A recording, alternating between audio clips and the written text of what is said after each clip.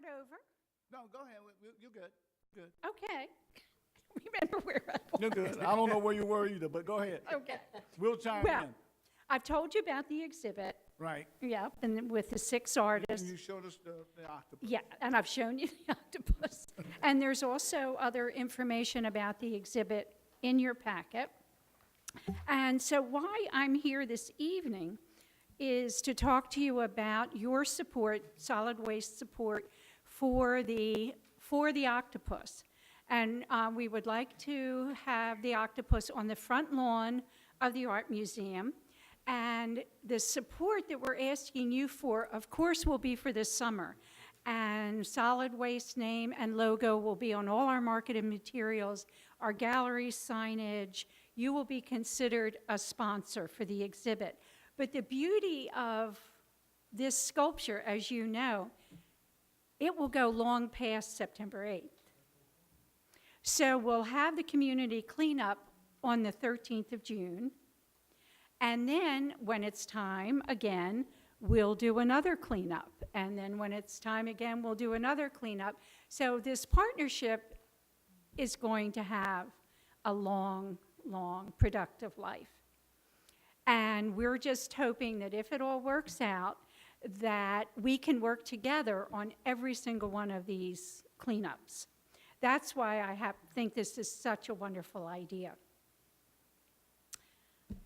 So, do we have questions? Who else is involved as a sponsorship? As a sponsorship for the sculpture, Yeah. you would be exclusive. Exclusive? Yes, yes. Feel important. Right. Now, for the exhibit itself, of course, we have other sponsors. Okay. Yeah, we'll have the Chapin Foundation, we'll have Blue Cross Blue Shield, we have AVX, we have Charter Communications, and we have a restaurant down in the Pawleys area, True Blue in Caledonia. They are the only ocean-friendly restaurant in all of the Grand Strand. So we have them lined up also. And we have several other asks also. This is not an inexpensive exhibition. I would like to say that I really appreciate you being aware of that and with the plastics and the cleanup in the ocean, because we definitely promote recycling Right. and reuse, and we support every business and organization when they do that.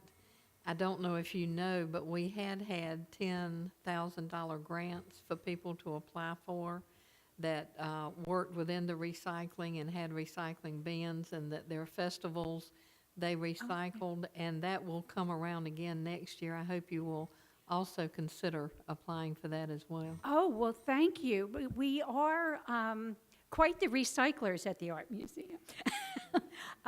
We've been doing it now for 2 or 3 years, and we're really proud. I think anymore, we almost put more recycling out than we do trash. So- We approve of all of that. We have Right. talked with council and a lot of the mayors and different people on recycling and doing away with plastic bags. Right. And eventually, you know, I truly would like to see everything mandated. Recycling would be mandated so that we could work through this problem and try and solve the problem we have at the coast. Well, I agree completely, and in fact, our goal this summer is for the Art Museum to be completely plastic-free. We're working on it. We were even playing around with the coffee maker and how we could do the Keurig cups without doing that. I mean, we are taking it very, very, very seriously. And we are one of the only art museums probably in the world that have an ocean view. Yeah. So this is us. This is who we are. And I think it's such a great opportunity for us not only to be promoters of the visual arts, but to be educators. And that's our goal. I thank you, and I'm totally in support of this. Thank you. Thank you so much. Mr. Chairman, I'd like to recommend we go ahead and work with the group. We have the money in the corporate affairs advertising department, and we know that these things will be there a long time. We get a lot of comments on our Pelican Outback, so, I'd recommend $5,000 for the project. Move that we, make the disbursement. Did you have, Second, I was just gonna make the motion, but I'll just second his. okay, it's been properly moved in second. Are there any questions? Any other questions? All those in favor? Oh, Aye. And I must say, it follows the Solid Waste Authority donation policy that was adopted back in 1995, so everything's good. With all that said, the motion has been approved. Oh, my gosh, And thank you Thank you. We so appreciate much. you coming. Well, thank you. I appreciate you inviting us, and we look forward to seeing you at our lecture series that we're going to have, and the community cleanups, and it will just be our delight to work with all of you. Thank you. Thank you. Thank you. Is it okay if we Yeah. head back to Myrtle Beach? Oh, yeah, sure. You sure? Yeah. Okay. Oh, yeah. Yeah. We're gonna charge you to stay. Thank you.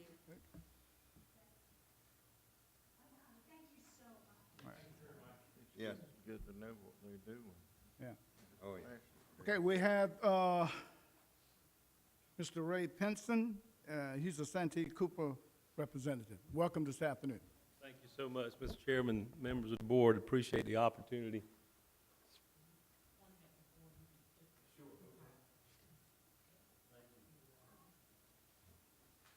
I do appreciate the opportunity to speak to you this evening and share some information. I may not have the same joyous attitude as my predecessor, but I'm going to try to be as joyful as I can, especially if you guys go along with what I'm asking. So it's a very simple request, straightforward request this evening. I want to give you something for free with no strings attached. And next several slides, I'll give you an idea of what I'm talking about. So just to kind of go back in time with you, we retired the Granger Generating Station on December 31st of 2012. We've been through a decommissioning project ever since, and you all being from this area are very familiar with what I'm showing you here, Lake Busby, 330-acre lake. We offered it to the city. The city said they did not want it, so we drained it and just planted it in wetlands vegetation 2 weeks ago. So in the next 5 to 10 years, you'll see it start to take on the characteristics of the surrounding area. Highway 501, of course, bisects there. The area located in the middle called Power Block, that's where the old plant was. Constructed back in 1966. It's about a 15-acre, 20-acre site that will be redeveloped as commercial property right here in the near future. The Ash Pond 1 that you see just behind the plant site, 39-acre site, it was constructed back in 1966. And then subsequently Ash Pond 2 was in 1977. It's about 41 acres. And you can see the proximity to the Waccamaw River and all of that sort of thing that you all are very familiar with. So we reached a settlement agreement with DHEC and environmental groups in 2013 to remove all 1.6 million tons of ash from both ponds. The agreement said we'd be completed by 2023 with our best faith efforts to complete it by 2020, and we're going to complete it in 2019. So we were way ahead of the schedule. We have remaining 45,000 tons of ash today. Just to give you an idea of how things look over there from a cross-sectional point of view, this is works the same for both ponds. We're 50 to 100 feet away from the Waccamaw River, depending on where you are with respect to the dike. During the operations of the plant, we would sluice fly ash and bottom ash out to these ponds in pipes and by pumping methods. And so you'd have some standing water, and then you'd have some ash, and that's what we're showing here. This would be the ash piled. This would be the standing water. And as we start to take the fly ash out, the first thing you do is dewater what's left, and then you start digging this ash out. And once you find this clear demarcation, our operators are trained to find no more ash visually. DHEC requires us in our closure plan to take another 1 foot of soil off. So very conservative on this ash interface. We find it, and then we take another 1 foot of soil, and then we go back and test below that 1 foot, And if it passes all of our testing, then that area is deemed clean. So we've progressed across this is where we are from an aerial perspective of Ash Pond 1. All the ash has been removed from Ash Pond 1. It was actually removed prior to Hurricane Florence 2. So the only thing remaining in Ash Pond 1 is the 1 foot of soil in those red areas shown here, and then it's some stockpiled soil here for about 70,000 tons. This was back in 1st of January. For Ash Pond 2, all of the ash has been excavated except for this in the red area, and no soil has been excavated at this point in time. So this is our last 45,000 tons of ash, and then we would have all of the 1 foot of soil for a total of about 117,000 tons in the pond. So this is my summary slide here. This is the request to the authority that you all would take this soil, and I've said here 150,000 cubic yards, that's a minimum. Could be as much as 180,000, and use it for daily cover. And here are some of the benefits as why you would do that. Everything that I've just talked to you about has been approved by DHEC for not only Horry landfill, but for Georgetown and Berkeley as well. And these soils are consistently tested for Resource Conservation and Recovery Act metals as required by DHEC, and we constantly pass those tests, and I could provide those test results at any point in time that the authority would like to see them. From a efficiency standpoint, the haul distance from Granger to here is ridiculously short. I put 10 miles here, but I measured it on the way over, and it's 8 miles. So our next closest site would be Georgetown. Of course, that's, 50 miles away. So, and then 100 miles back to Berkeley. So huge efficiency savings for us, less trucks on the road, less time on the road. The material that I'm offering would be provided for free and transported for free by Santee Cooper at no cost to the authority. And I don't begin to know what soil costs, field costs are in Horry County, but in Berkeley County, you're looking at about $4 per cubic yard. So we're talking, hundreds of thousands of dollars in savings, I would suspect, just in the soil alone, not counting the transportation. And then the last thing is, this is the final step in our Granger closure project. Once we get the soil out of the way, we'll revegetate both of those ponds just like we did Lake Busby, and the project will be over. No more of the risk that we had back during Hurricane Florence. So I would call that a win-win for the community, and we'd love for the authority to be part of that with us. Be glad to take any questions. Any questions? I don't really have any questions. I just would like to say, having worked for many years with local people in the area that has to do with DHEC and soil and air quality for different, that has nothing to do with you, but for different communities, I have found that DHEC does not test for all of contaminants that are in soils and airs and in different places that I found throughout those different times would have made a difference. I don't know what toxins they've tested for and what they haven't, and what your soil may have in it that they don't test for. But being a landfill and being in a sensitive area and a rural area and around residents, I wouldn't consider taking the soil. Well, that's just my opinion. Thank you. Thanks, Pam. Let us take this, we'll take it into consideration. I do appreciate you taking the time and come out, and we will discuss it, and we will let you know what the board's decision is Great. in the near future. Thank you. Thank you, Mr. Chairman. You got a question? I would just like to state that we appreciate the The gentleman- effort of coming here and telling us that you're offering the material rather than expecting us to pay for that daily cover. Oh, sure, And sure. the generosity of that is helpful, but we are concerned about anything that can't remain in the ground coming to this solid waste authority. That's why it takes extra discussion among this. Sure, and I'll just add that we are happy to do any testing, additional testing beyond what DHEC requires, what EPA requires, or what the RCRA testing requires. We've done toxicity testing on our ash. We've done toxicity testing on our ash and passed on the ash, so I'm quite certain that the soil would pass every test on the TCLP testing. So glad to do any additional testing you all would like. Very good, thank you. Thank you for taking the time to come. Okay, we'll move on with department reports, Recycling Corporation, Corporate Affairs, please.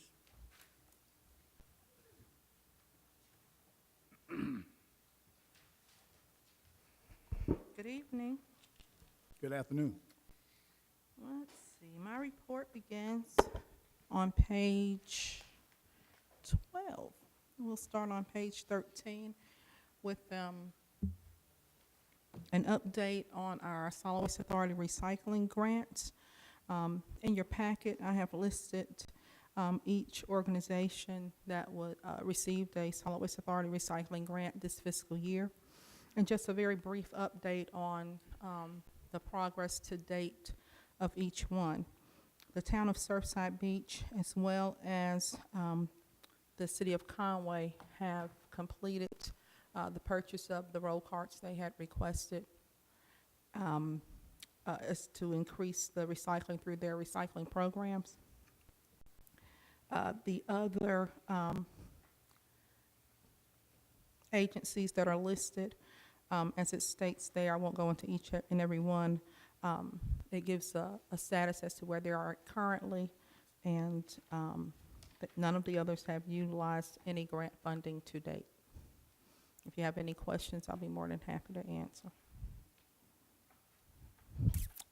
Next, Paul has a oh, I'm sorry, Mr. Buff. What was the total amount available for grant award? We had 150,000 available this fiscal year. So we only awarded a third of it. Yes, sir, basically. Each applicant can apply only for a set amount or? Up to $10,000. Up to 10,000. Yes, sir. Thank you, ma'am. Next, I want to introduce you to a new program that we started since our last board meeting. At the last board meeting, Ms. Pam had mentioned to the group her visit to H&M retail store at the beach. And she commented that it would be good if we could recognize businesses that are doing something that protects our environment or promotes sustainability and things of that nature.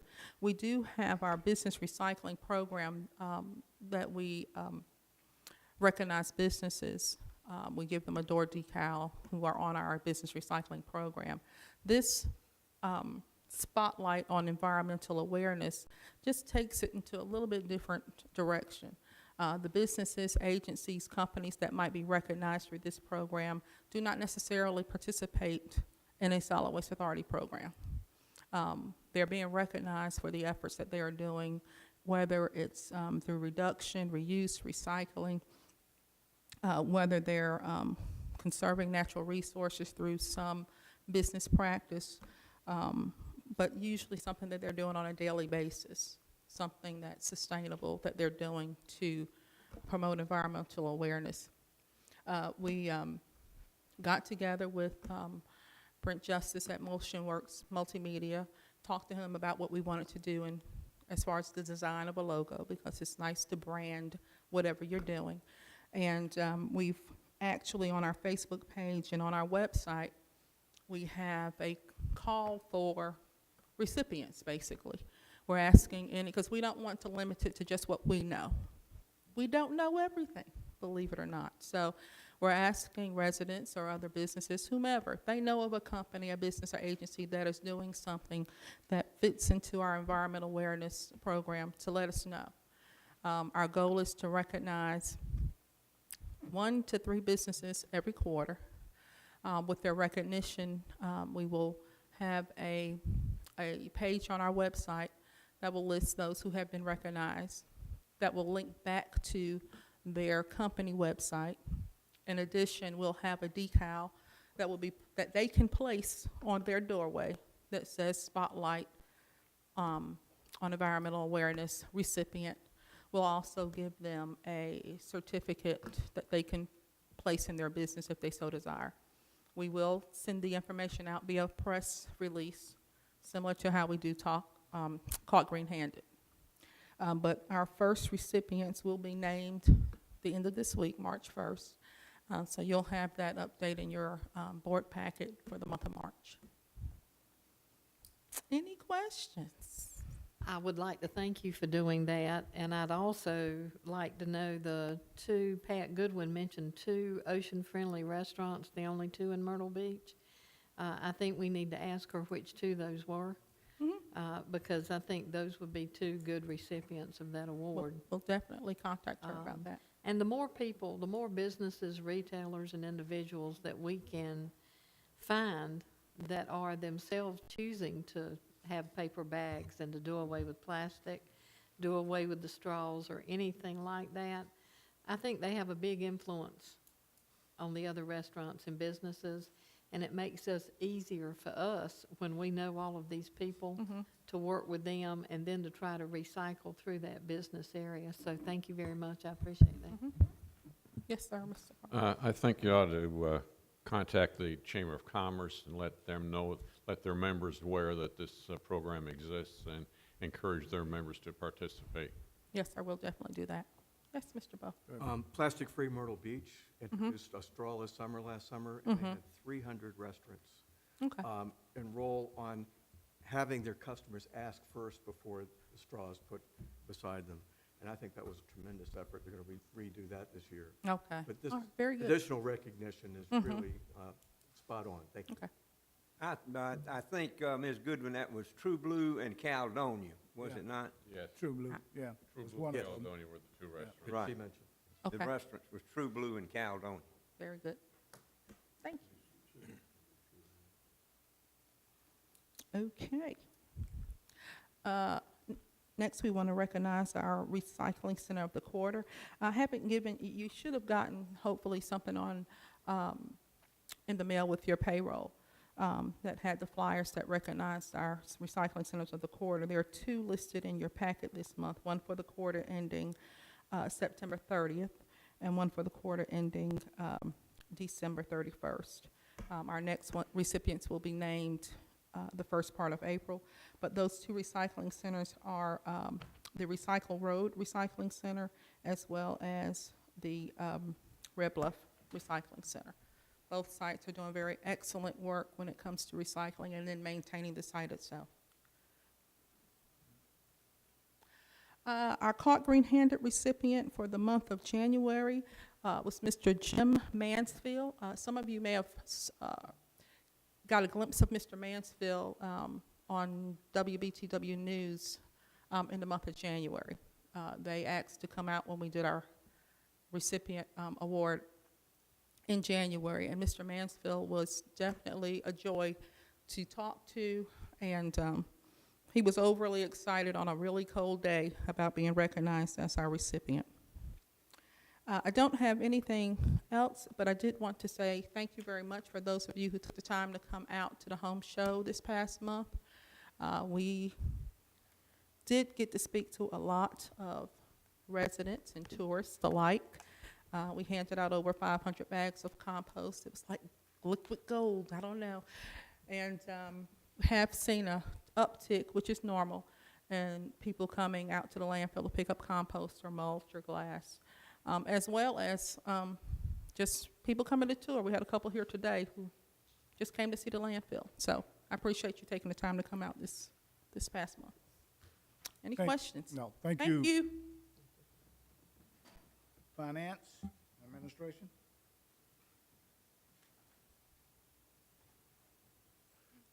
Good evening. The financial reports begin on page 21. We are through 7 months of our fiscal year. Currently, we should be at around 58% of budget. As you can see, in the middle of that page, where our tipping fees are, solid waste is at 63.38% of budget. Our mixed construction is at 60.61% of budget, and yard waste at 61.83% of budget. So each area there is well over budget, which we're very glad to see. Moving on down, as you can see, the recyclable sales are falling below budget at 46.63% of budget, which we anticipate with the price in the market being as low as it is right now. And just looking at that, if you look at the MRF, you can see that we're about $1 million below where we were last year this same time. Last year, we were at a little over 3 million, and this year we're at just a little over 2 million. And like I said, that has to do, of course, with the prices. On down the page, you can see that the C&D processing facility for the month, year to date, we have saved 36.51 days of landfill airspace.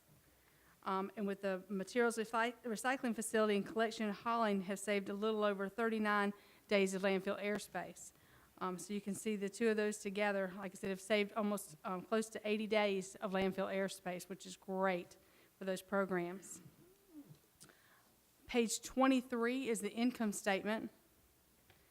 And as you can see, our revenue is at 60.31% of budget, and our expenses are at 51.79% of budget. Again, like I said, I try to recognize staff doing a great job of maintaining their expenses. Like I said, we're over halfway through the year, and they're definitely watching things, keeping things, cutting costs at all possible. I'd just like to point out, if you look at the other up under revenue, just month to date, the $88,000, that was the revenue that we received from Charleston for the month.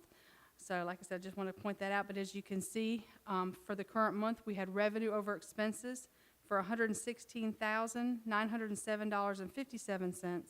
And year to date, we have revenue over expenses of $2,330,162.61. Going to jump over to page 35, which is our MRF update. And of course, this will be the last time I probably give you this, because like I said, this is the last month. This was for January for the Charleston. As you can see, the average price for the month was extremely low at $105.88. So the revenue from the sale of the material for the month was $247,137.29. As you can see, our revenue due from Charleston was $88,236.77, bringing the total revenue for the month at $335,374.06, with our expenses being $366,325.95. So we did have expenses over revenue for the month of $30,951. But as you can see, year to date, we did end up with revenue over expenses. We had revenue for $2,358,921.49, with expenses being $2,288,422.02. So revenue over expenses of $70,499. Like I said, which I'm a little bit surprised with as low as the market prices had been. And I know Mike will probably go over some of that with you. Any questions on the financial reports? Mr. Chairman, if I may. You prepared the budget estimating that Charleston would terminate in this past month, in January. What do you see? The market you can't forecast. Do you see anything going forward that is going to interrupt what you had projected for the final months of the year? No, sir. They've done a good job of going through and cutting back where they needed to on staffing, which was our biggest expense, and they're continuing to watch that. They've definitely had an adjustment period this month. The month of February has been an adjustment to, we scaled things way up, now trying to scale things way back, but they've done a really good job. So that, like I said, they are watching it. But no, sir, I think we'll be right on track to where we need to be. I really thought that we'd be further along adjusting for the fact that we would not be seeing that combined operation. We're going to lose some costs. Yes, That's a sir. good thing, but we're also going to lose the benefit of their participation. And I just wanted to make sure that we were still on course as you saw our course. We are. The biggest downfall, of course, or the biggest thing that will hurt us is the price and the market prices. Like I said, because we anticipate, which I'm sure Mike will bring up to you, a drastic decrease coming up that we didn't anticipate for. That's right. But other than that, as far as what You we... can't. No, sir, but what we had planned, we're right on target. Thank you. That's what I wanted to hear. Thank you. Good. Thank you. Over on page 39, the quarterly transfer that we do, this is through the end of December. And based on our resolution and our policy, I take a look at the end of each quarter. And like I said, it just so happened at the end of this quarter, Based on our annual revenues, we are to maintain 15%, and we take a look at any funds that we could possibly transfer. This quarter, we actually had a deficit of $92,273. So I'm asking for approval to move that money back from the designated fund for construction and development. At the end of the year, we had moved funds into that account, so I'm asking that we move the funds back of $92,273. Move that the funds be I move that the funds be transferred as requested. Comment once we second the motion. Second. It's been properly Okay. moved in second. Are there any questions? Yes, I wanted to ask whether this was a temporary setback, or Yes. if you forecast that we're going to have any additional needs, because this won't be sustainable if this occurs again. That's right. No, sir, this was a temporary. Like I said, we usually see that about the second quarter of the year where we're kind of down, and then, like I said, we'll see it go back up again the second half of the year. So no, sir, this is just a temporary. Thank you. Yes, sir. Thank you, Mr. Chairman. Any other questions? All those in favor of moving the money back, let it be known by saying aye. Aye. Ayes have it. It's been approved. Thank you. Thank Just you. one little reminder that I did send out an email to you reminding you about the budget workshop that is on Tuesday, March 12th at 9 a.m. We will be serving breakfast at 8:30. Mr. Jones, I know you'll be here for breakfast at 8:30. Thank you. What was the date on it? March 12th. I March think. 12 Same time, 9 to p.m. Tuesday. on the second Mike, day. operations.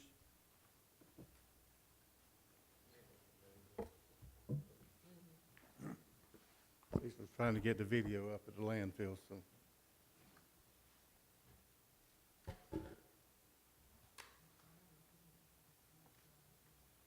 March 12th, Take one and pass it on. Take one and pass it on. Fort County Criminal Justice Center.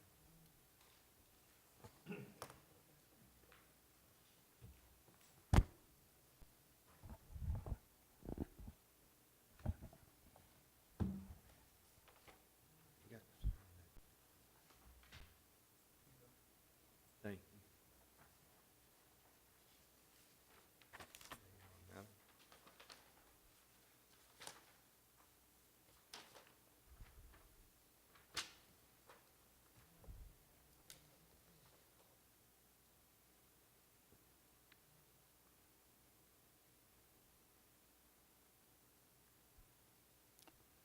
Sound like today's technical difficult day.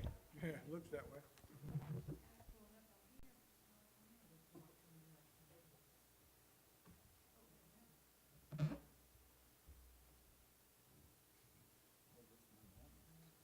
All of it went away.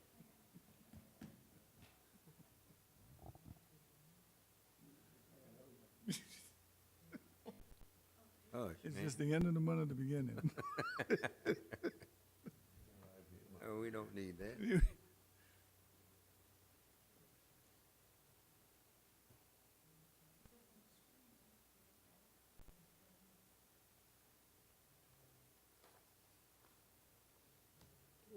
Is that at I know. No, that was Vance's presentation. The same day we're having our budget thing, March the 12th at 9 o'clock. Well, we can move on. That was the video that I normally show at the landfill. Don't seem like we can get it moved up, get it working, so, Working on that, can I ask you a question about the finance report that Jan just made? yes, sir. On page 28 of recycling tonnage outgoing revenue report, we're given the percent of budget for each of the items that have been recycled. And we're way down on newspaper, 17.87%. Of our, And we're way down on scrap plastic at 24%.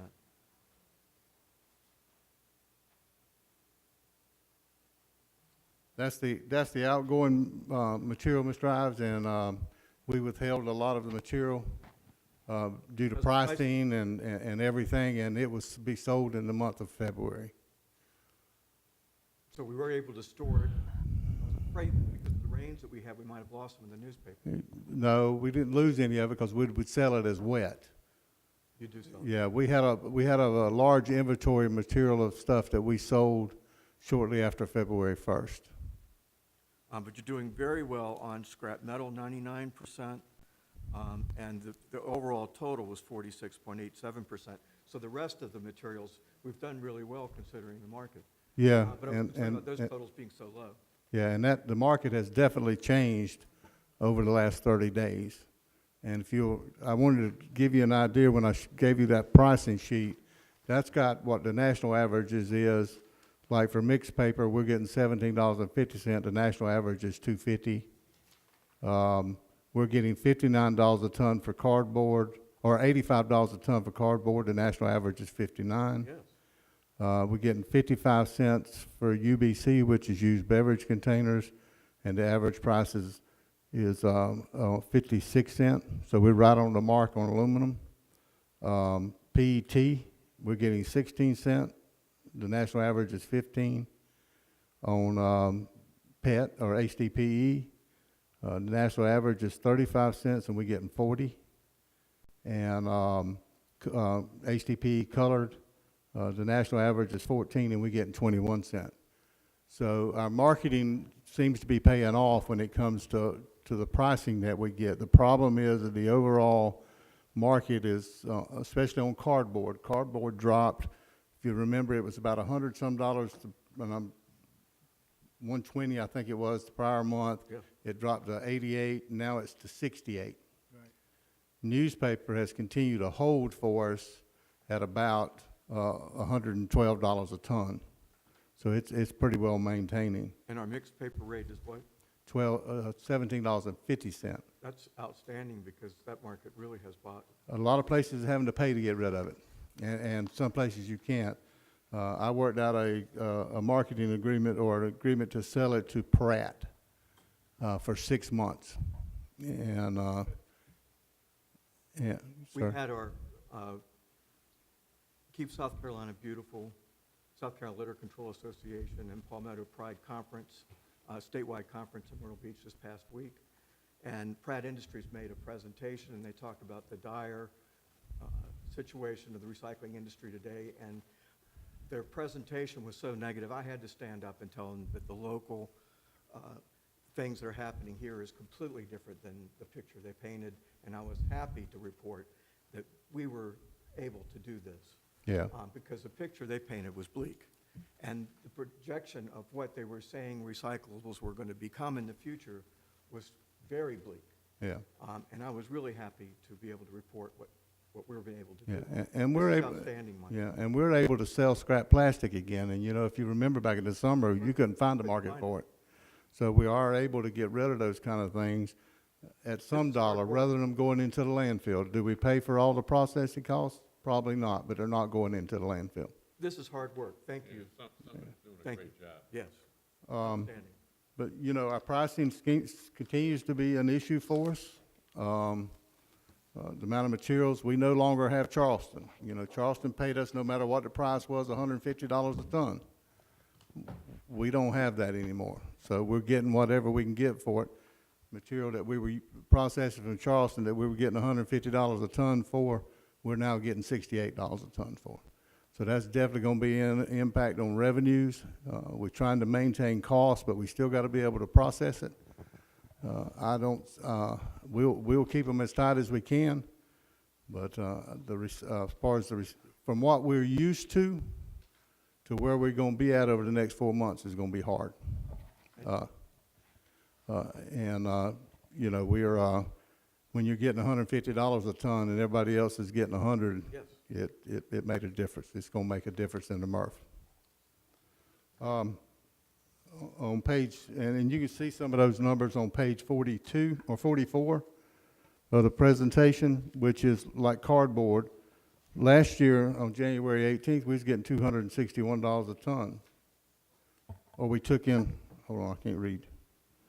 We took in 251. This month, we took in 451 tons. So we're getting a lot more cardboard than we were before. And that's the thing that's selling for the cheapest right now. You know, and the number of people that's bidding on our material is less. You know, we were getting 6, 7, 8 people to bid on it. Now we're getting 1 and 2. So we're definitely having an issue as it relates to our pricing. We have in the process, as y'all are aware, we're in the process of doing the contract for upgrading our MRF to try to be able to make it more efficient.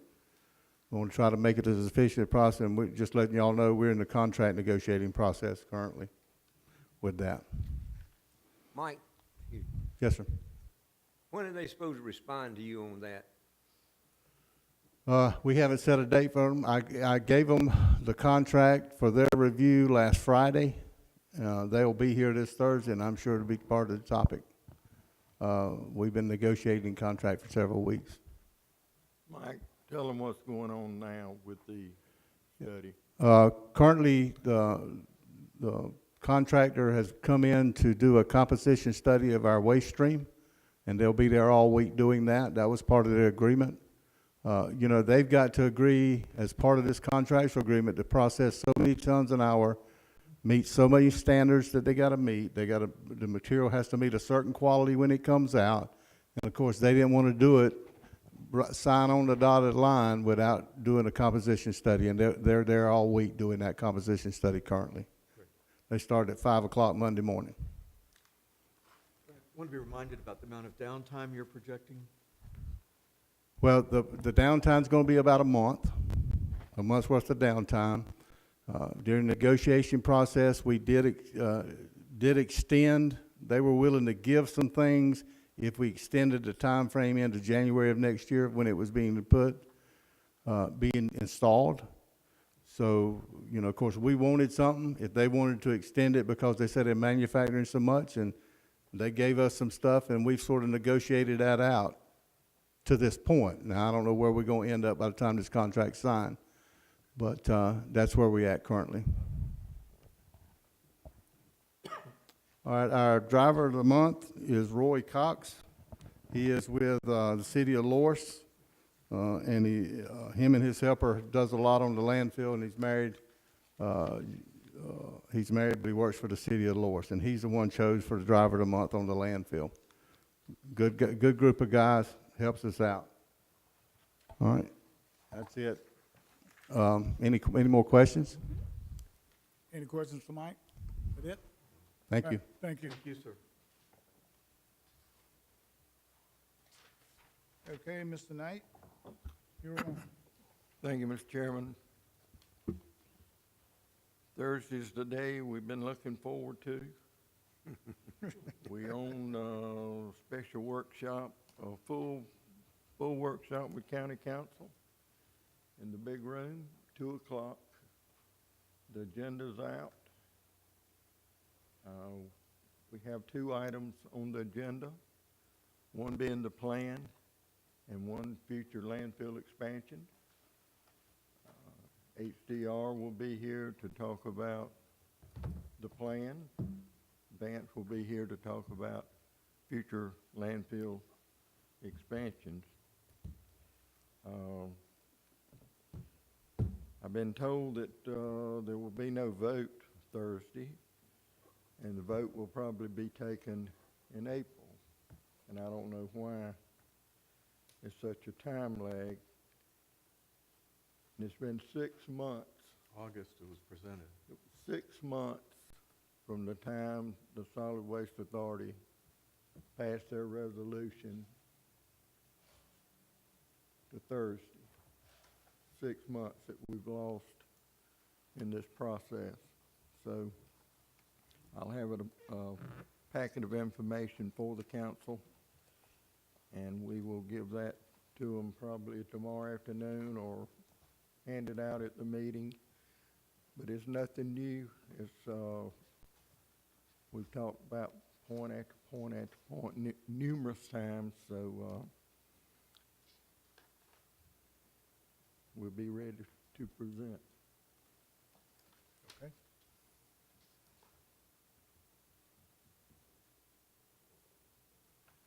That it? That's it. We have no committee reports.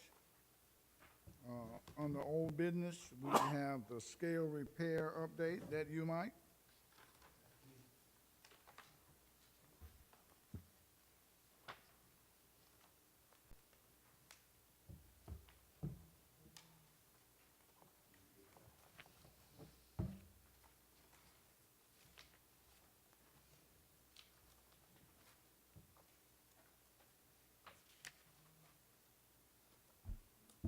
Oh, we got it up.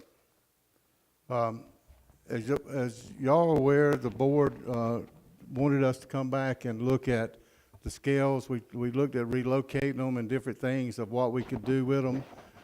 Done some soil samples and everything and looked at it, and I've got Vance Moore here tonight to discuss the, what the options were. We discussed it with him and where we end up with. If y'all remember, we tied to a budget, and we're working around that budget, or working towards that budget. And so you realize that we do have scale issues here. They are falling. The foundations are falling on them. And so we're, the scales ain't necessarily having a problem, but it's the foundation itself. And Vance is going to be here to talk about how we're going to correct that. Mobile scales here? The mobile scales is here and we're using them. And we get ramjet to come in.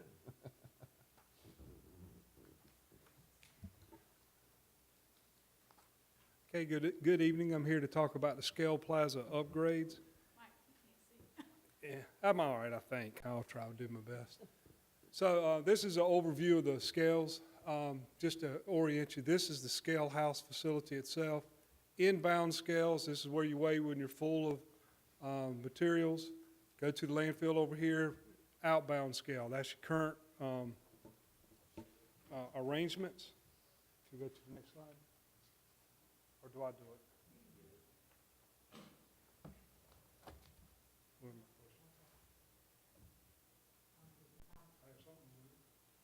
All right. So one of the issues that we have is that the inbound scales are failing. What you'll see is this is one of the foundations. You can see how it's not level. So this is where the load cell sits on top of the foundation underneath the scale. And if it's not level, it's hard to get that to give an accurate reading. And so we definitely have a need for upgraded inbound scale. There's a desire for a new inbound express scale. So an express scale will be a second additional scale on the inbound side that somebody that has tare weights type that doesn't have to have interaction with the scale attendant can go right onto that scale and go on. And so you'll have two scales doing on the inbound. To upgrade the outbound scale, it's got the same issue. If you'll notice these are what we call in our day pit scales. They're basically down in the ground. They're prone to all kinds of issues because they don't drain well. And the revised scales will be an above ground scale, which means that if you're driving down the road, the scale will be built above the surface of the existing road, not down in it, so you'll have a ramp to go up and over the scales. We're also going to try to look for a permanent location for the mobile scales, and that's a place that they can sit and be utilized, but it'd be such that they can be picked up and taken to somewhere if you had some type of a situation needing scales, like some kind of emergency debris management or something to that effect. And the options that have been considered were upgrade in place or relocated. So relocation would be a totally different location for all, the building and the scales. One of the constraints of this project was that the budget was $1 million. So I don't know why this is as fuzzy as it is, but we'll do our best as we can. This is the upgrade in place. Again, this is the existing house. And so what you'll see here is this will be the new inbound scale. This will be the new express scale. You'll also have a bypass with you want to go on your vehicle, not drive over the scales. You have to have a bypass. This will be a new outbound scale, and this will be the mobile location, and this will be the bypass. That's the ultimate goal, is to get to that configuration. And this is showing it being at the existing location. Now, putting it at an existing location, being that we're an active landfill that has to continue to weigh trucks in and out while this is there, you can't just, I dream of Jeannie, snap your fingers and it shows up. You got to have some kind of a phasing plan to continue operating to get to this. All right. Excuse me, there it is. So what we're talking about doing is a two-phased approach where the red is what would be built first. So let me go over the concept here. And I apologize for the washout of the picture, but we would construct a new temporary bypass. So you don't see it there, but if you look very faintly, that would be a new scale that would be temporary. That's the mobile scale type location. Construct the new, we're going to construct the bypass first. This is the bypass. Then you put the mobile scale here, and then this will be a temporary, what we call something like a toll booth for the scale attendant to sit in. And the way that the operations would continue after you get this in place is to weigh inbound here, outbound there, bypass here, everything where I'm in here in the red would be what is being built and traffic kept off of during phase one. So that's how you would operate during the phase one. Vance, if I could ask you a question. Yes, sir. The pictures you showed previously that showed the point load sitting on the shallow foundation, was it a shallow foundation or a grade beam? Is that the problem with what was there, or was there a problem? I believe there was a problem from the standpoint that the foundations weren't ever tied to one. They were never tied together. They were individual foundations that were poured distances apart. And new technology is to pour a foundation that is tied together, and it produces a much better load distribution. How about the depth of the foundation? It will be based upon the soil conditions, but all of that, the depth as well as the size of the footing are all to take the loads that are anticipated for the scale. They have not been designed yet, so the foundation designs will be. But the failure wasn't the design, it was just basically the material that's sitting on it. It's the material underneath it. The bottom line is this whole area out here has what we call a fat clay. Yeah. And putting weight on it, it tends to make it settle, consolidate and all. So that it probably needed a larger scale foundation for that soil to work. Thank you. Okay. So phase two. Yeah, I can't, I'm just, phase one, there's phase two, all right. So, all right, thank you. So for phase two, you'll activate these newly constructed scales. That's going to be a bit inconvenient during this phase, where you'll have your existing bypass coming in, inbound bypass. You'll have what will become your express scale is going to be your inbound scale. And then what will become ultimately your normal inbound scale is going to be used as your outbound. So this is where all the weighing is going to go on, is on this side of the ultimate. While we're building a new outbound scale and relocating the mobile to a location that is to be more or less the permanent location for it. And then the bypass on this side will be over here. So the final configuration would be essentially what I showed you at the beginning. So one thing I didn't mention, the existing scale house, for it to work with the new scales, as we said, we're going from pit scales to elevated scales. So for the, you have to raise the scale house so that the attendant is able to reach the drivers as they're reaching out of their windows. So even if you leave the scale house at its current location, it will have to be raised so it's usable with the new scales. All right, so the advantage of this scenario, this option for doing the upgrade, is that it utilizes existing infrastructure, specifically the road network. You don't have to pave and build a bunch of new roads to use to scale this location. And it can be, and because of that, it can be executed within the $1 million budget. Okay, so the next option, let me orient you one more time so this makes sense. Again, I was just explaining everything. That's the existing scale house and all, and I was showing you things going on right here with the previous option.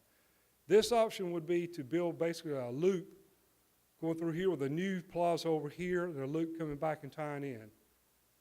So that's one of the options that was considered. It has some advantages, it has some disadvantages. One of the major disadvantages of this is that obviously all the new road here that has to be constructed to get the traffic over the scales and back onto the landfill road. The whole infrastructure here has to be rebuilt. You think about the scale house, you think about the utilities, you know, power, water, sewer, everything has to be relocated over here. So that's some of the disadvantages. Some of the advantages is it opens up opportunity to perhaps do some work in this area where you could tie to the existing landfill and take advantage of capacity in here. We've done estimates on that potential, and I'll get into that in a minute. This would be the layout of the new scale. Now, since you don't have to keep traffic going over this while you're building it, you can just build it and then open it up, and it allows you to do a little bit tighter, cleaner configuration of your plaza. So that is one of the advantages of this.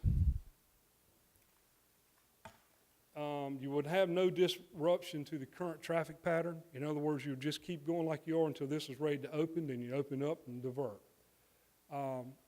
It provides the potential of the use of this area, as I said before. The significant road work is one of the issues here, and because of that, it would require a budget of about $1.5 million, which is, you know, half over again what is allocated. So based on that being over the budget, we think that we're going with the original option that I showed you. Vance, are the soil conditions there more favorable than they are in the present situation, or soil conditions subsoil? They're not an advantage at the very least. Okay. Yeah, there's challenges over here just due to the same clay. Okay. And this area has been well established for a number of years. And just the amount of work that you would have to do, the limits of the area that you're working in, significantly less paving work for the existing site. But the convenience of keeping it operating is not as good either, though. Okay. You said you would gain 7 acres. Is that what you're saying if we moved it? We have a potential. A potential. Of the concept was this here is a old MSW landfill that has been permitted to have a C&D vertical expansion. Conceptually, you could do a C&D expansion inside here that would lay up on top of here, and I forgot to mention this. We believe if you were able to do that, it's about 500,000 cubic yards of capacity, which is about 300,000 tons. At your current rate, that's 2.5 to 3 years of C&D capacity. Also, to do that, you'll notice this thing here, that's your fuel farm. You know, to take advantage of it, the fuel farm would have to be relocated. The costs for that are not associated in this at all. There would have to be, because of the runoff that come up here and be generated, you'd have to build some stormwater features over here to take care of it. So there's some issues to take advantage of, but it's something you should be considered.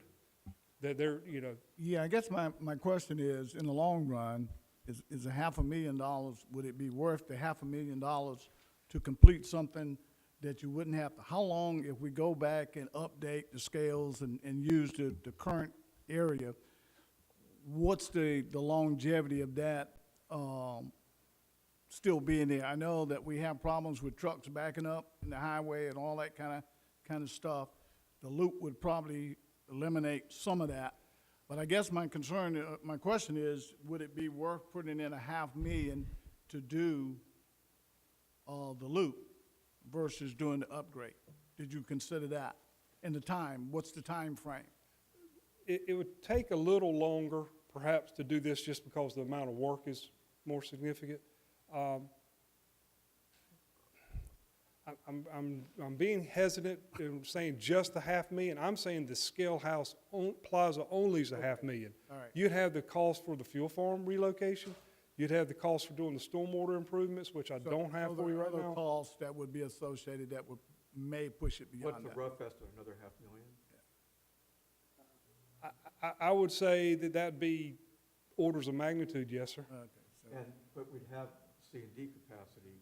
Potentially, We could tap potentially. in the next 7 years. Potentially. I would not want to sit here and tell you that it's guaranteed. But the permitting is in place to do that if all other elements fall into place. I would say that you would have to go full forth from starting at square one, doing permitting efforts that would allow you to do that. We would have to. Yeah, we have nothing that allows this as a concept or pre-approval of any type. Thank you. This is a really valuable exercise we've gone through. Oh, I just, yeah, I mean, you know, it's great, thanks. I don't have any questions, Thank you, Dennis. Okay, Thank Mike. you. Thanks, Mike. You got anything else? All right, resolution opposing the state bill. Danny, you gonna talk about that, or is Pam?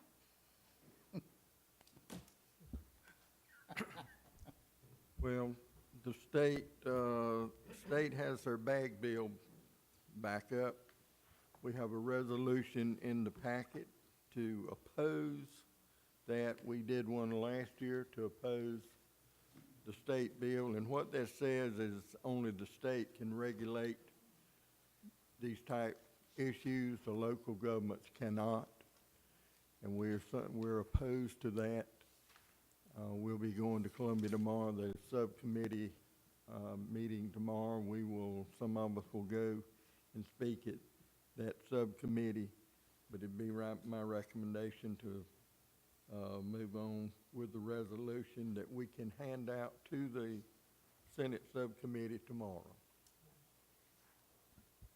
I think everything that Mr. Besant said today about the difference in prices Yep. and how quickly that changes and how quickly we cannot recycle some things, the state doesn't react that quickly to handle that for what it would cost us, the municipalities, the taxpayer, and the county. So for them to pass that is, in my opinion, would be monetarily devastating for every county in the state, that we cannot react quickly in what we see every month to what we can remove, what we can choose not to take, and looking at that price. So I hope we'll pass that resolution so that when we get to the State House, we can give that to them and let them know how we feel about it. We picked up plastic bags on the landfill today, and it's amazing how many we pick up. Part of Bo's committee on Keeping America Beautiful, we did a study on Highway 90 today, Old 31, Lee's Landing Circle, and 99% of the stuff you see on the side of the road is plastic and styrofoam. It's single-use plastic. Yeah. So it's a plague. I'm glad that the art museum is taking the position they're taking. A lot of people are. So I think it's something that we need to do. We need to understand that DHEC now, when they inspect us, they look at those plastic bags.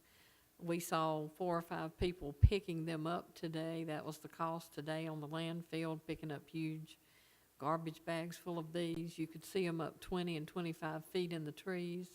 DHEC can actually take off of our score if we don't have those bags out of that 20-some foot tree, and I don't know how we'd get them off. Gotta get a fishing pole. Yeah. Come up with a drone up there. Right, so it's just really, the 6 or 7 roads we looked at, most of it was plastic film, plastic bags, styrofoam, things that we can't recycle. And for the state to actually tell us, or tell the municipalities that we cannot do our job, I just think is deplorable, frankly. I agree with Virtually every bit of that litter is 1 mile from where it was purchased. North Lee? Yeah, do you need a motion for the pass the We resolution? do. So moved. Second. It's been properly moved in second. Are there any other questions? All those in favor say aye. Aye. Ayes have it. The motion is carried. Following up on what Danny was saying, I know you guys were out picking up litter today. Last week, they had Horry County, I guess they pick up. So I stood on my front door and I watched them pick up some and not pick up the others. But within 5 minutes, I took pictures of the time they went by, and 5 minutes after they left, you could never tell that it was picked up. And so they say a picture's worth 1,000 words. So I took a picture when they left, and I took a picture 5 minutes later, and the same amount of debris was still in the ditch. And it was styrofoam and plastic bags. Yeah. And the point I'd like to make too, the state seems to think they can do it, handle the plastic better. But I certainly hope if they do pass it, they handle it better than they handle the TVs and the electronic bill that they passed to keep the stuff out of the landfill, and don't set a program up to help offset the cost of getting rid of the electronics. Yeah, the cost of the plastics and the styrofoams is tremendous, and if you add it over every county and every municipality in the state, it would just be millions and millions of dollars, and like you said, they pass the electronics, we can't take it here. We have to use their certified people to remove it, which was one, and just the county was paying over 700 and some thousand a year to get rid of that, which the state was supposed to have the manufacturers offset, and that hasn't happened, and that needs to happen. If I might, Mr. Chairman, what we, Change that.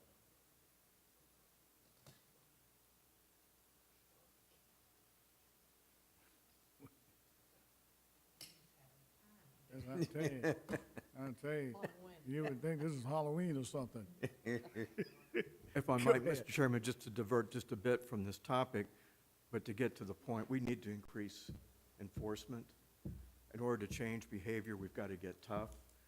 Danny Knight started an initiative last year by talking to the sheriff about using off-duty sheriff personnel to write tickets near our 24 convenience centers. I got a commitment from Chris Eldridge today. He's going to tell the police chief that his men, when they're not busy elsewhere, need to be at our 24 convenience centers writing tickets as they arrive from people not securing their loads. Well, That is, the yeah. dirtiest mile in this county is the mile leading to each of our 24 convenience centers. And if we don't step up enforcement, we're trying to change behavior, and we're not succeeding by picking it up. It doesn't shame anyone. We're not changing anyone's behavior by giving out the tarps. Two came back with their tarps at the bottom of their truck. They thought it was a liner. They thought it was a liner. That wasn't the intent of giving out a tarp. They can slide it out. We have got to get tough with enforcement, and I was pleased that Chris Eldridge today said he would do that. Well, you don't get any argument from here. I mean, every other state in the union has gotten tough on littering. You throw something out in Florida, and you go to jail, literally. South Carolina, like you say, is not, because there's no way in the world, and it can't be just a truck. So somebody had to be throwing out plastic bags, Hardy wrappers, and everything else 5 minutes after they picked up, and there's no way in the world that you will keep up with just picking it up. And I'd like to thank Mr. Danny Knight and Ms. Creech for donating their time this afternoon to participate in our litter index. Did y'all pick up on 90? We didn't pick up. We were grading the county, and it's not a pretty grade.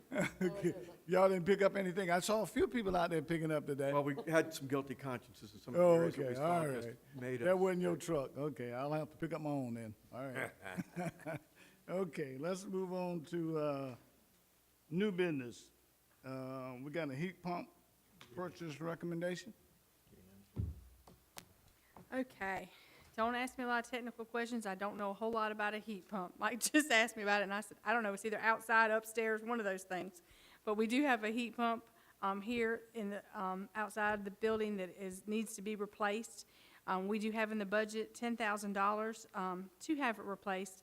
But as you can see, with the extended warranty, it puts the total cost at $12,404. So we're requesting to use $3,000 from the financial software update that we had budgeted this year that is not necessary, to actually go ahead and replace the heat pump unit that needs to be replaced. I think it's over on Danny's side, maybe, I think it is. So, It's not a dire emergency to me, but I think it is to them. So, Is it down by Danny's office? Is that the one that does the air conditioning? yes, sir. Okay, well, Does this, we probably can does wait this on that. include enough to purchase the extended warranty on the second unit, the one that was replaced prior? Because they said that was an additional $1,600. That I'm not sure of. Like I said, I think it's just on the new unit, but like I said, we can, if you like, like I said, I don't know that, but Evidently we can do didn't that. purchase extended warranty on the one that was replaced this summer. Yeah, I don't know. And Okay, they've given us the option of purchasing the additional warranty, and I hope that we would have enough money to purchase extended warranty on both. So what do you get, a year's warranty? yeah, I A think year is included, it gives us an additional, I think, 10 years. 10-year on Oh, parts okay. and 1 year on labor. Right. But the extended, We'll look into that. Yes, sir. I That's what I think say. would be beneficial. But we can definitely look into that. Like I said, I was not aware of that. Like I said, Ms. Powell and Dennis kind of handled this for me, or, you know, they were taking care of this. But like I said, if we can get your approval, then we can definitely look into doing that as well. So moved. Second. Been properly moved in second. Any other discussion? All those in favor say aye. Aye. Ayes have it. Motion's carried. Thank you. Okay, we have some round table discussion. Pam had brought to my attention a conference that is taking place, I guess it's in, at Virginia, and Yes, April Reston. 1 and April 2.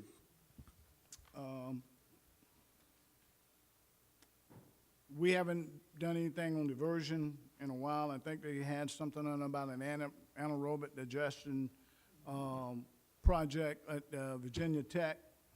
I did contact a friend of mine at Virginia Tech to see if he had any information on it, but he's in computer science, and this is in the engineering department.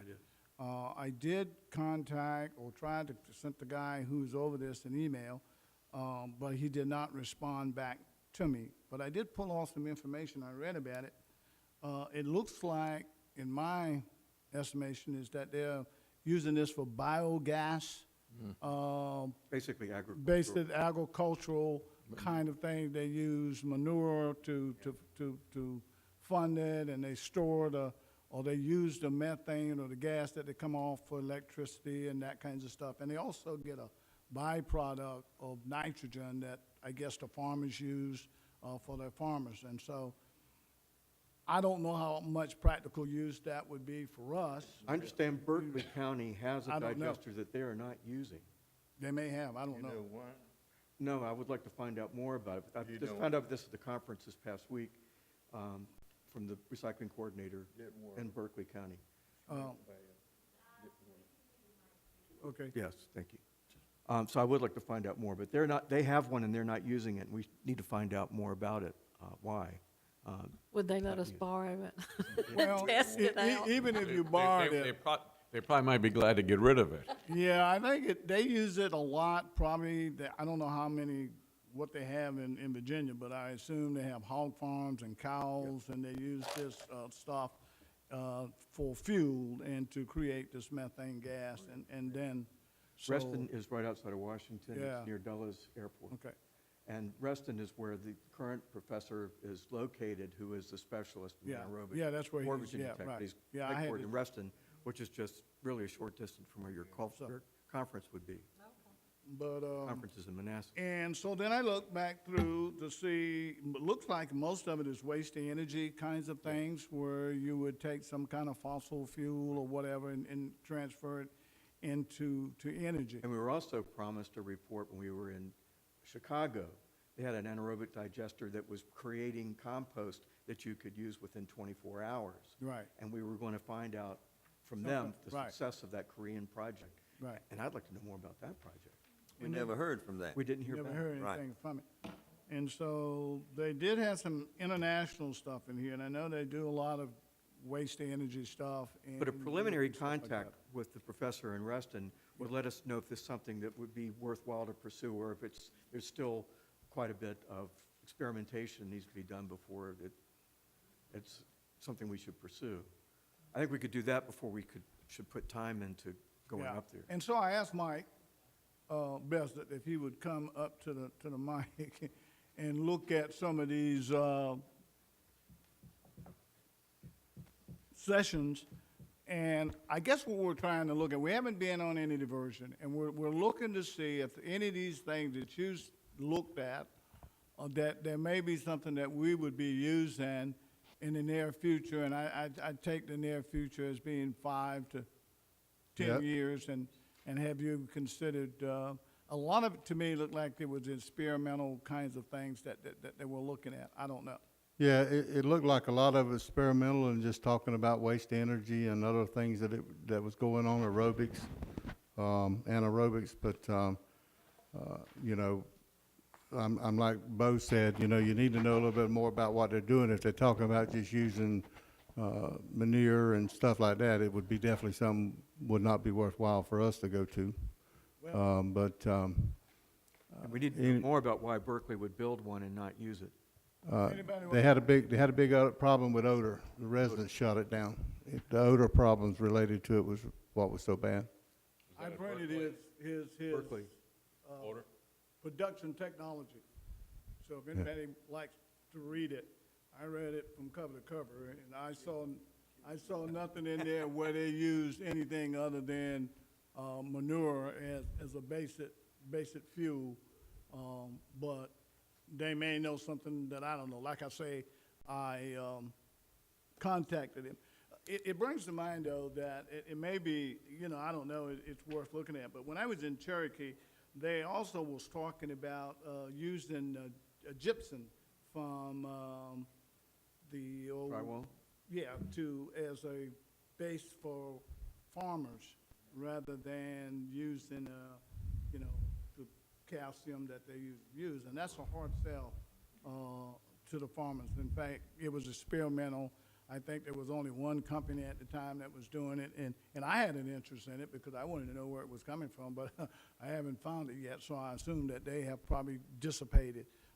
But I don't know that we would have, even if it was something that primarily we thought about using, I don't know how much it would cost, I don't know if we would have that much waste in our area to support something like this. I don't know. To me, it seems unlikely, but it may. We'll take a look. But I would have them take a look at that. The other ones I looked at, I know that the conference in Charleston, Bournes is having a waste to energy tour. I have signed up for that to see what they're doing there, to see if that would give us any headway, thanks, Mike, any headway on what they have going on. That's just my thought on it. Did anybody else? Pam, you looked at the actual... I did. I looked at a lot of the sessions and the fact that some were international.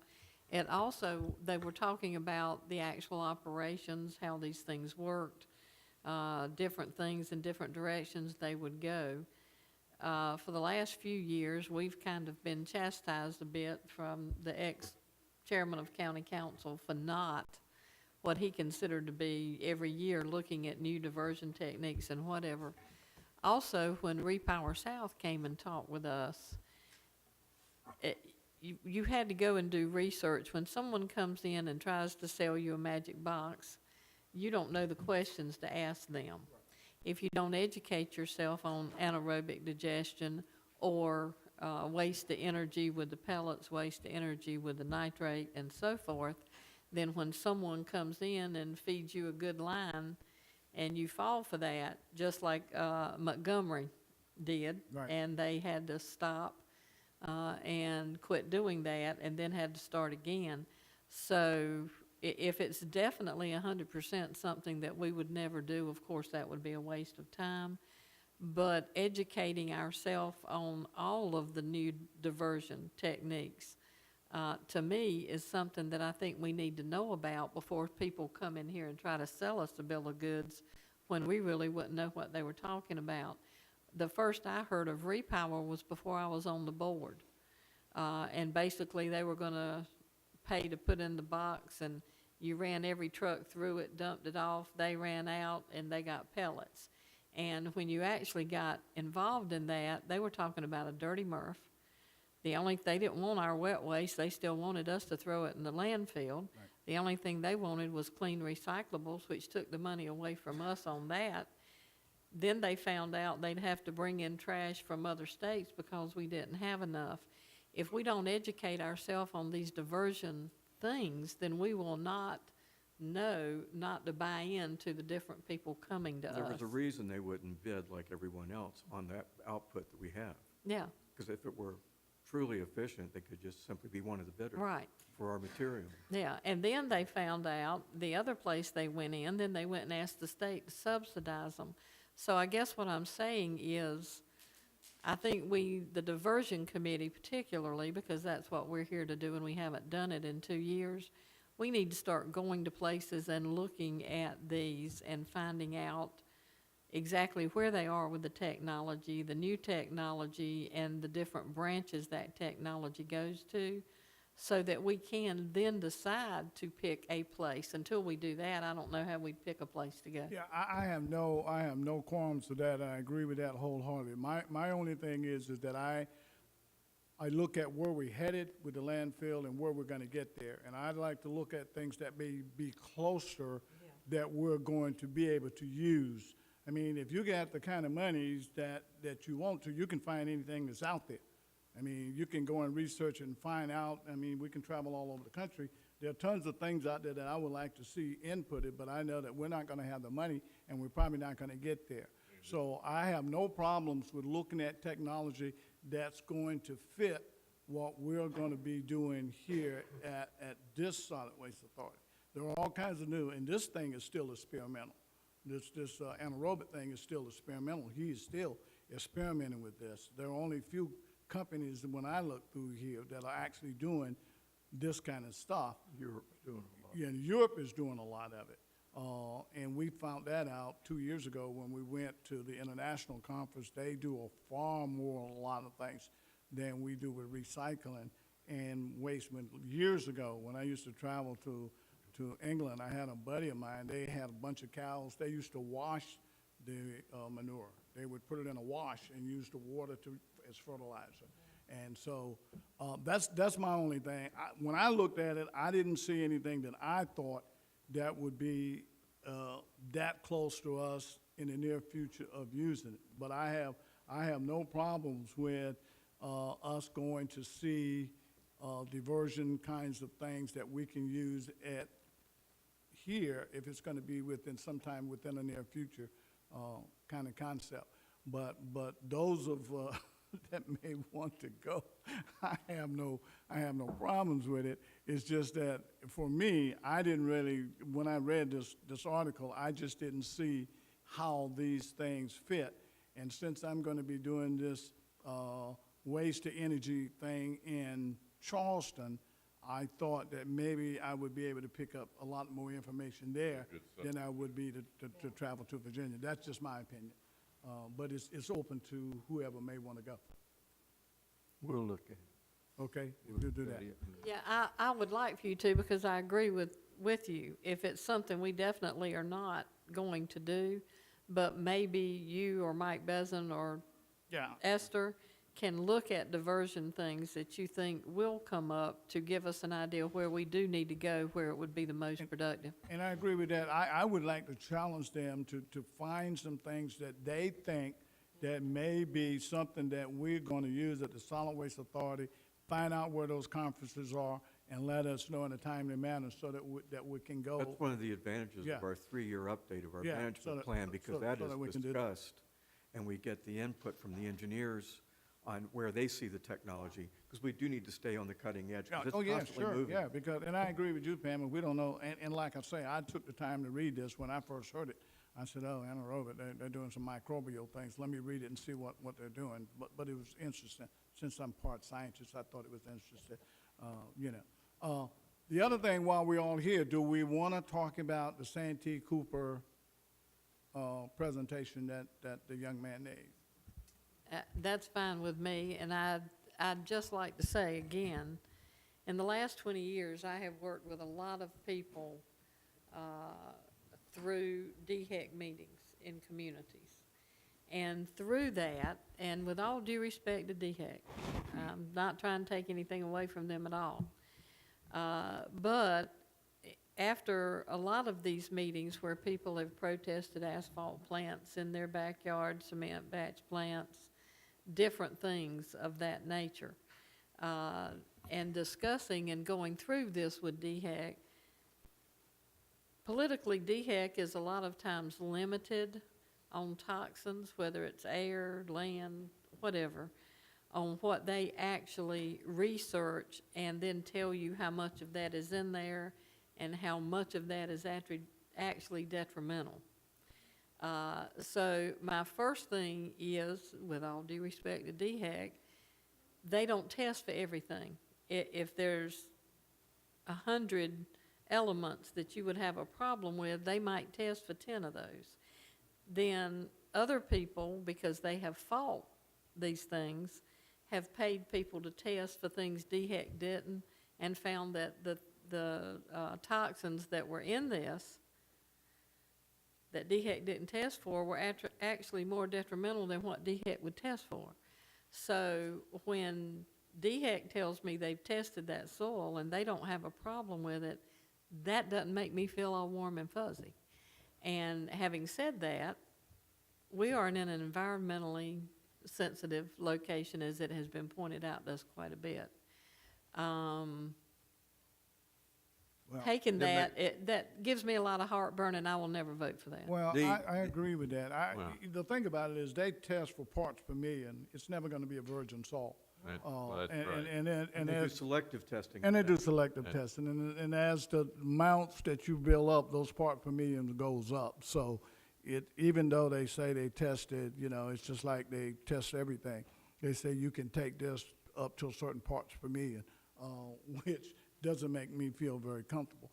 Plus, they were just in the news with some coal ash one. Yeah. Yeah, yeah. And it's also a perception kind of thing, and I'm always leery when somebody say they're gonna give me something for nothing. Well, Right. that's my concern, is if it's too good to be true, it probably is. My concern would be to take a quart of soil to the quantitative lab at Coastal Carolina University and have them check for probably 90% of the items that are on the periodic chart, and they could give us a very good answer of what's in there and what's not in there, because I basically agree with Pam, is I've got reservations and hesitation about the effectiveness of DHEC. It's, they'll test for 10%, but we want to know what's in the other 90%. The material will have to be clean. I mean, it would be an advantage to us, but material will have to be clean, Yeah. and that we would have no liability. But that's one of my concerns, Mike, is I don't want to put a contaminated material over here, and then somebody comes back and says, well, wait a minute, you've got so many parts per million of strontium and all this. You're gonna have, no matter, even if it is clean, with all the hoorah around Santee Cooper, if we're bringing it out here, it's a perception. Most people are gonna say, we're taking contaminated salt. And sometimes I find out the more you try to prove yourself innocent, the more you find yourself guilty. If you remember the little red wagon? You have to remember the words of Dr. Watson. When you're in a hole, stop digging. So, The irresistible part of it is the daily cover. Anything we can divert from our landfill should be a goal. And it's the perception of this that bothers me the I most. just don't feel comfortable with it. I mean, Well, I mean- I'd feel comfortable on one condition, that's if we got a good soil test saying that it's, free and clear and this and that, but there's some possibility of having a contaminant there, and, it'd probably be 7, 8, 10 years when none of us are gonna be here on the board. I Gonna can come tell back. you right now, they'll give you parts per million, but it's never gonna be a virgin salt. And the Oh, no, more it you- won't. And the more It you won't. pack on it, the more it's gonna leach, and the more it Yeah. leaches, the more sensitive area we're in. That's right. DHEC is the authority having jurisdiction. They'd be satisfied that it's a Class 3 solid waste disposal site. However, But we gotta satisfy more than just DHEC. You have to Yeah, we have satisfy to, the public. this is the sensitive site. It's We a all know sensitive that it site, yeah. is. Yeah. And you can say anything you want to about liability. If it's on this site, we're We're liable, liable. period. Yeah, Doesn't matter. yeah. Because they're gonna say you knew it had some parts per million when you brought it in here. You took it because it was free. Yeah. Yeah. uh-huh. It's not a DHEC question. It's not a testing question. It's a political question where we find ourselves. Hey. And I've explained that to them. They're going through some political heat. We're going through some. We don't need anything to hang us up. And, there's not but one place we can use it on the landfill. That's class 3. It gets wet, it's slick, it's not easy to work with, so, but that's totally what the board wants. I think what, Recommendation not to take it. yeah, I think what Danny's saying is thanks, Was- but no thanks. Well, I question think was- I've talked to Danny, and I've also talked to Mr. Pinson, so he knows where I stand. I mean, you know, I gave him the opportunity to come Yeah. and give his presentation because I wanted the rest of the board members to hear. But I've already had this conversation with him and Danny, so both of them know where I stand. Did staff not make a recommendation that we not take it? No, staff has made a recommendation. No, Have you made, I did. I move we accept that and move on. I'm second. okay, it's been properly moved in second. Are there any other questions on the, And we're voting not to take it. not Not to to table? take it. Okay. All those in favor say aye. Aye. Motion's been carried. So Danny, you can let him know that we appreciated his Thank you, interest. but no thank you. Maybe somebody in Georgetown will take it. And they probably will. And they'll be happy. That's good, and good they're happy. And then let the, Like Danny said, we got enough. and then when it leaches and when it slips and when it slides, it's Georgetown. Yeah, that's right, Their seagulls might land here. that's right. But we ain't gonna win that, no, you know, that'll be the social media concept tomorrow morning. Is that mine? Okay, is there anything else that we need to discuss around table? Meet tomorrow at 2 o'clock, or Thursday at 2 o'clock at County Chamber. Yeah, we'd like to see you there, Carl. You should know where it is by now. If there's no, if there's no other, I will call this meeting adjourned.